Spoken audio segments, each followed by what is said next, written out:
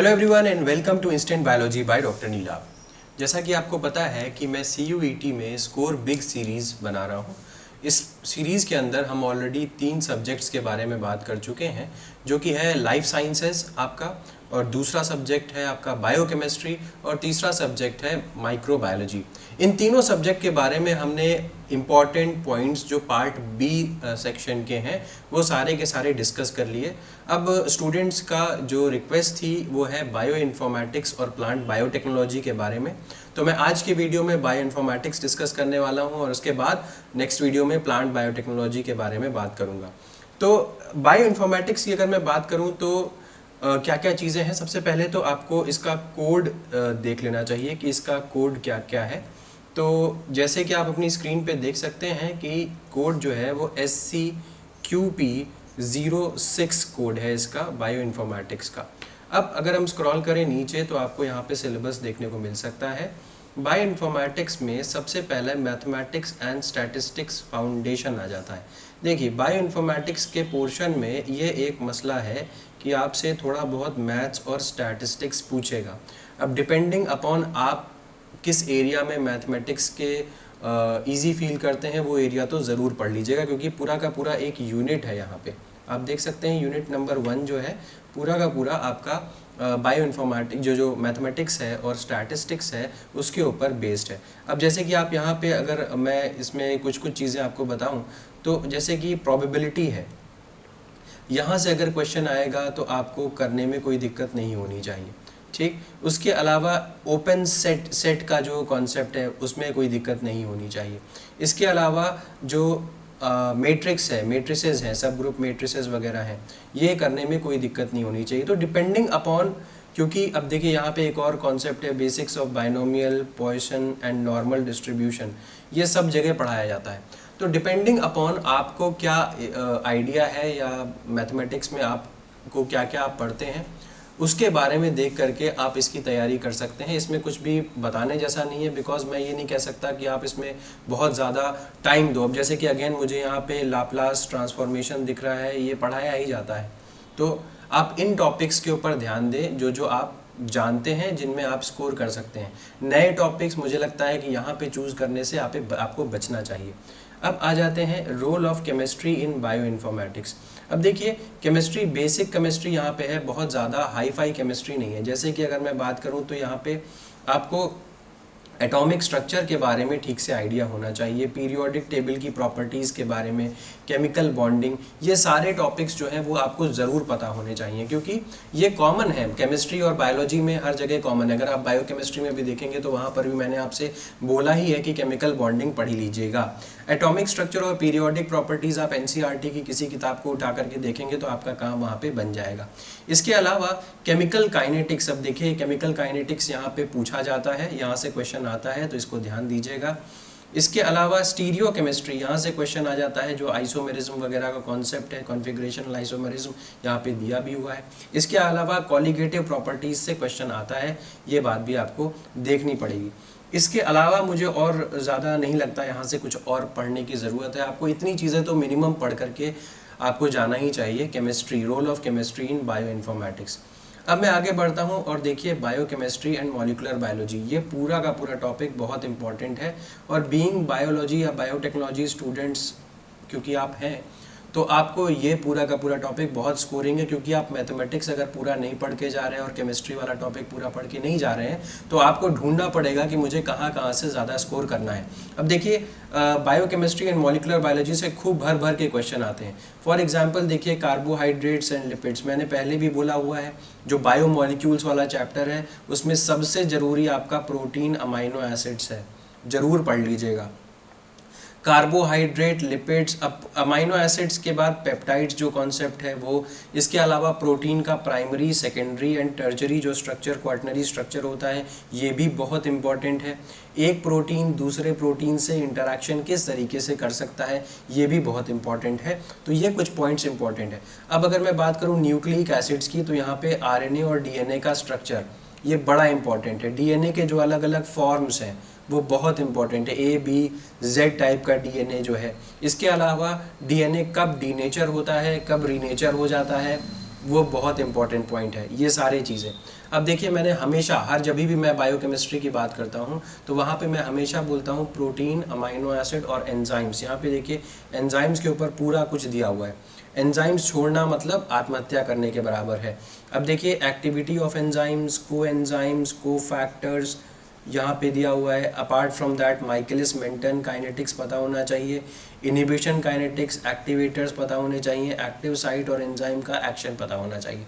Allosteric enzymes क्या क्या होते हैं, आइसो एंजाइम्स क्या क्या होते हैं एंजाइम्स में, और इसके अलावा फीडबैक कंट्रोल क्या होता है, रेगुलेटरी एंजाइम्स क्या होते हैं, ये पता होना बहुत ज़रूरी है। इतनी बात पता होना मतलब एंजाइम से रिलेटेड एंजाइम की काइनेटिक्स पता होनी चाहिए, एंजाइम के यूनिट पता होने चाहिए, एंजाइम के ऊपर जो माइकलिस मेंटन इक्वेशन है वो पता होनी चाहिए, एंजाइम इनिबिटर्स के बारे में और एक्टिवेटर्स के बारे में पता होनी चाहिए, different types of inhibitor kinetics जो है यानी कि मिक्स्ड इनिबिशन हो गया, कम्पिटिटिव, नॉन कम्पिटिटिव, ये सारी बातें आपको यहाँ पे पता होनी चाहिए। रेगुलेटरी एंजाइम कौन से यानी कि एलोस्टेरिक एंजाइम कौन से हैं, एमएम एंजाइम कौन से हैं, ये पता होना चाहिए।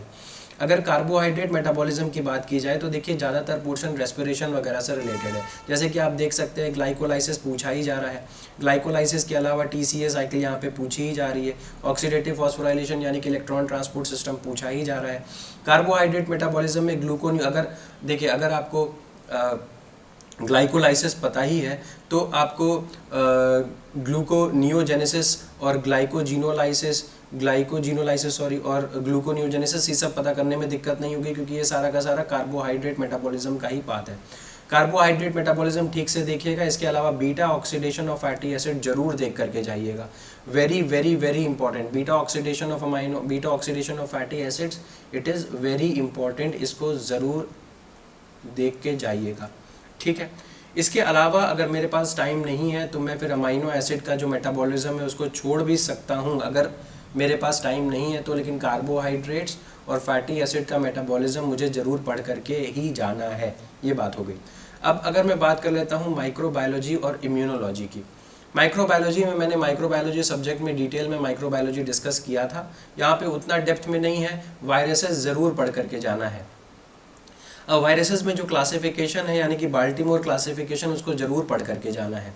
लाइटिक एंड लाइसोजेनिक साइकिल हमें ज़रूर पढ़ करके जाना है, ठीक, ये हो गया। अब role of micro organisms in biochemical cycles. अब देखिए नाइट्रोजन साइकिल मैंने हर बार जहाँ जहाँ पे दिखा है नाइट्रोजन साइकिल मैंने बोला है, उसको पढ़ करके ज़रूर जाना है। नाइट्रोजन फिक्सेशन पढ़ करके हमें ज़रूर जाना है। नाइट्रोजन साइकिल में अलग अलग जैसे बैक्टीरिया है, उनका क्या रोल होता है वो पता होना चाहिए। नाइट्रोजन फिक्सेशन, जो बायोलॉजिकल नाइट्रोजन फिक्सेशन है वो किस तरीके से होता है, अमोनिफिकेशन वगैरह क्या होता है, कौन से एंजाइम्स का रोल होता है, ये सारी बातें पूछी जाती हैं, ठीक है। तो इसके अलावा मैं यहाँ पे और अगर छोड़ना चाहूँ तो छोड़ सकता हूँ। इसके अलावा मेथड्स इन माइक्रोबायोलॉजी में स्टेनिंग मेथड, जैसे ग्राम स्टेनिंग पूछ लिया जाता है, फ्यूजन स्टेनिंग जो एसिड फास्ट बैक्टीरिया होता है उसके बारे में पूछा जाता है, माइकोलिक एसिड का रोल पूछा जाता है, ठीक। इसके अलावा कल्चर मीडिया के बारे में, यहाँ से प्योर कल्चर मेथड्स, तो जो मीडिया का क्वेश्चन होता है, जैसे कि कौन कौन से डिफरेंट टाइप्स ऑफ मीडिया है। कॉम्प्लेक्स मीडिया आपको पता ही है कौन कौन से मीडिया होता है, जैसे कि अगर मैं बात करूं तो जो आपके जैसे कि ब्लड अगार मीडिया है उसका क्या रोल होता है, ठीक। तो ये सारे मीडिया आपको पता होने चाहिए। अगर मैं इम्यूनोलॉजी के बारे में बात करूं तो अलग अलग टाइप की इम्यूनिटी, जैसे एक्टिव पैसिव इम्यूनिटी, एंटीजन और एंटीबॉडी का जो इंटरैक्शन होता है, वो खासकर एंटीबॉडी की जो स्ट्रक्चर होता है वो जरूर पढ़ करके जाएगा। एंटीबॉडी का स्ट्रक्चर बहुत इंपॉर्टेंट है। इसके अलावा क्लासेस ऑफ इम्यूनोग्लोबिन, जैसे कि जी, आईजीजी, AMED, ये सारे के सारे जो क्लासेस हैं इनके क्या रोल्स होते हैं, किस चीज़ क्या क्या सेलिएंट फीचर्स हैं वो पता होने चाहिए, ठीक, ये हो गया। इसके अलावा बी सेल्स और टी सेल्स और उनके रोल्स, इसके बारे में पता होना चाहिए। इसके अलावा ऑटो इम्यूनिटी, में ऑलरेडी वीडियोस बना चुका हूँ ऑटो इम्यूनिटी के ऊपर, आपने देखे भी होंगे, देखे हैं तो बहुत अच्छा है, नहीं देखे हैं तो आप देख लीजिए एक बार, ये हो गया। इसके अलावा हाइब्रिडोमा से पक्का क्वेश्चन समझ लीजिए, हाइब्रिडोमा टेक्नोलॉजी निश्चित क्वेश्चन आता है, वैक्सीन निश्चित क्वेश्चन आता है, मोनोक्लोनल एंटीबॉडी निश्चित क्वेश्चन आता है, ठीक। जो बोल रहा हूँ वो अगेन बहुत इंपॉर्टेंट है, सब ध्यान दीजिएगा। बात कर लेते हैं जेनेटिक इंजीनियरिंग की। अब देखिए जेनेटिक इंजीनियरिंग में आपको एक चीज़ ज़रा पता होना चाहिए, यहाँ पे रेप्लिकेशन वगैरह सब दे दिया है। Replication, genetic code, central dogma, transcription, translation सब यहाँ पे दे दिया है। इसके अलावा डीएनए रिपेयर भी यहीं पे आपका आ जाता है। ठीक, इसके अलावा जो एंजाइम्स आरडीटी में इस्तेमाल होते हैं, एल्कलाइन फॉस्फेटेज हो गया, डीएनए लाइगेज हो गया, पॉलीन्यूक्लियोटाइड काइनेज हो गया, टर्मिनल डीऑक्सी न्यूक्लियोटाइड ट्रांसफरेज हो गया, टीडीटी जिसको बोलते हैं, बहुत सारे एंजाइम्स हैं। वो सारे के सारे एंजाइम्स आपको रटे हुए होने चाहिए, जैसे लाइगेज वगैरह। देखिए यहाँ पे दिया भी हुआ है किस तरीके से आप रिकॉम्बिनेंट डीएनए को लिविंग सेल के अंदर डाल सकते हैं, यानी कि ट्रांसफॉर्मेशन का प्रोसेस क्या होता है, ट्रांसफेक्शन का प्रोसेस क्या होता है, ये सारे के ऊपर मैं ऑलरेडी वीडियो बना चुका हूँ। अब देखिए टेक्निक्स ऑफ जेनेटिक इंजीनियरिंग में पीसीआर के ऊपर ऑलरेडी वीडियो बना चुका हूँ। Different types of PCR, variation in PCR करके वीडियोज़ हैं, आप ज़रूर देख लीजिएगा उसको।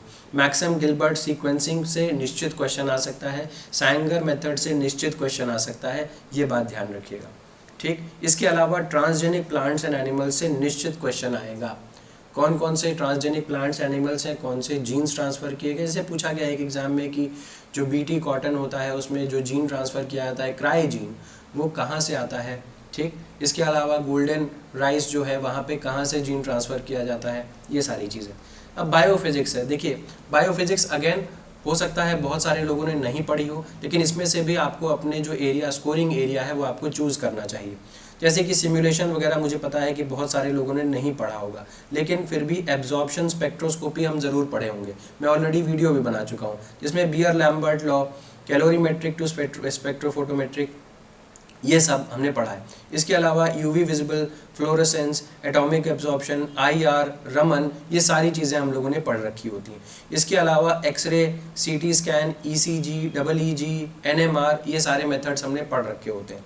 ठीक, अब यहाँ पे XRD देखिए दिया हुआ है, XRD के बारे में आपको पता होना चाहिए। रामाचंद्रन प्लॉट एनालिसिस हमने पढ़ा हुआ होता है, सेंट्रीफ्यूगेशन हमको आता है, रिवर्स ऑस्मोसिस का कॉन्सेप्ट पता है, सेडिमेंटेशन क्या होता है, डिफ्यूजन क्या होता है, ये हम जानते हैं। तो वही मैंने कहा कि किसी टॉपिक को देख करके घबराने की ज़रूरत नहीं है। हो सकता है उस टॉपिक के अंदर सब टॉपिक्स वही हों जो आपको पता हो, तो जो मैंने हाईलाइट किया है वो आप पढ़ सकते हैं, उस पर अच्छा कर सकते हैं, तो ढूंढने की बात है। अब आ जाइए नेक्स्ट पॉइंट पे, जिसमें कि नेक्स्ट है fundamentals of information technology and computer programming. अब जाहिर सी बात है कि अगर बायो इन्फॉर्मेटिक्स का सब्जेक्ट है तो आपसे कंप्यूटर्स के ऊपर तो क्वेश्चन आएगा ही आएगा। अब देखिए कंप्यूटर्स में आप क्या क्या कर सकते हो। हम सबको बेसिक कंप्यूटर का पता होता है, जैसे कि वर्ड प्रोसेसिंग सॉफ्टवेयर्स के बारे में पता है, स्प्रेडशीट क्या होता है, डेटाबेस क्या होता है, फाइनेंशियल कम्युनिकेशन क्या होता है, प्रोसेसर्स कैसे होते हैं। इसके अलावा multimedia, interactivity, input and output जो वो होता है, ये सब पता होता है। इसके अलावा जहाँ पे दिक्कत आती है वो आती है कि कुछ लोगों को जो प्रोग्रामिंग वगैरह है वो नहीं पता होता। अगर आपको पता है तो ठीक है, नहीं पता है तो अब इसके लिए ज़्यादा कुछ टाइम भी आपके पास बचा नहीं हुआ है प्रोग्रामिंग के बारे में। अब जो और चीज़ें आप यहाँ पे कर सकते हो वो देख लो आप इसमें से अपने हिसाब से। बहुत सारे लोगों को C++ वगैरह नहीं पता होता है, पर्ल या बेसिक वगैरह पता होता है, तो आप वहाँ से क्वेश्चन उठा सकते हो depending upon your area of interest and what ever you have studied. तो मैं इसके ऊपर ज़्यादा बोल नहीं रहा हूँ कि इसमें ये इंपॉर्टेंट है वो इंपॉर्टेंट है, अदरवाइज फिर बहुत सारे स्टूडेंट्स कन्फ्यूज होंगे और परेशान होंगे। अब मैं आ जाता हूँ नीचे की तरफ, जो बेसिक्स ऑफ बायो इन्फॉर्मेटिक्स है। देखिए एक्चुअल बायो इन्फॉर्मेटिक्स जो है वो यूनिट नंबर 7 में ही दिया हुआ है यहाँ पे, बाकी सारा का सारा तो मिक्स्ड है। अब देखिए बायो इन्फॉर्मेटिक्स में हमेशा मैं बोलता हूँ कि आपको टूल्स और डेटाबेसेस ज़रूर पता होने चाहिए, कौन कौन से डेटाबेसेस का इस्तेमाल होता है, कैसे इस्तेमाल होता है। इसके अलावा देखिए बाकी सब कुछ नॉर्मल ही है। अब प्रोटीन सीक्वेंसिंग पता होनी चाहिए, जेल इलेक्ट्रोफोरेसिस। अब देखिए रिपीटेशन है, आप देख सकते हैं रिपीटेशन है। अब देखिए डेटाबेसेस पे यहाँ पे डेप्थ में दिया हुआ है, genomic databases, structural databases, nucleic acid databases, protein databases, ये सारे डेटाबेसेस जो हैं वो बहुत इंपॉर्टेंस रखते हैं, याद रखिएगा। नेक्स्ट, डेटा स्टोरेज के लिए कौन कौन से फाइल फॉर्मेट्स हैं, ये आपको ज़रूर पता होगा। कौन कौन से फाइल फॉर्मेट्स हैं यहाँ पे ये पता है, होना चाहिए, इंपॉर्टेंट है।